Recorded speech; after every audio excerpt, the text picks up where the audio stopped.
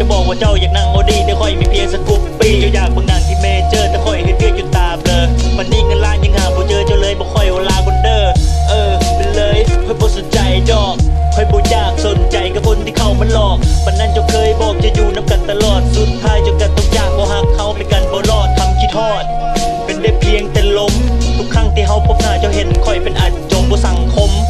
พวกเจ้ามันสูงแต่ค่อยมาต่ำจนเลยหาคนไม่เตสให้โตจะมีแต่คำธรรมดาเจ้าเคยว่าถึงเรื่องเฮาในอนาคตอันจีกล้วยแก่แข่งไม่ยาจะทอนเงินไปซื้อรถอนาคตจะดีแน่นอนเลยเฮาจะบ่ต้องอดพอดมือนั้นมือของเฮาจะจดทะเบียนสมรส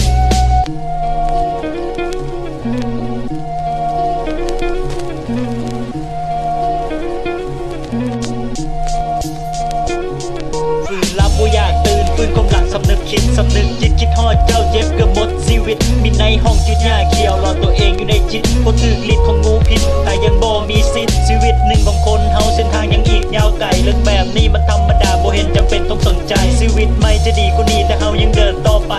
อาจต้องเจอคนบ่ดีแต่เฮาจะผ่านมันไปได้และสุดท้ายถึงเฮาจะเคยเจ็บและเคยปวดมันก็บ่ตายยังขี้ให้ก็บอกแม่ว่าอยากบวชสวดมนต์เอาธรรมะตัดใจอย่าลืมว่าคนที่รอถ่ายอยู่บ้านนั้นแม่นไผต้องเข้าใจว่าก้นเลิกในใจคนบุมีผู้ใดก็ถึงและเฮ็ดได้เลยจากคนฐานะตนถึงตัดสินด้วยสั้นสนและค่อยก็เห็นมันเป็นเรื่องเล็กน้อยที่เฮาต้องอดทน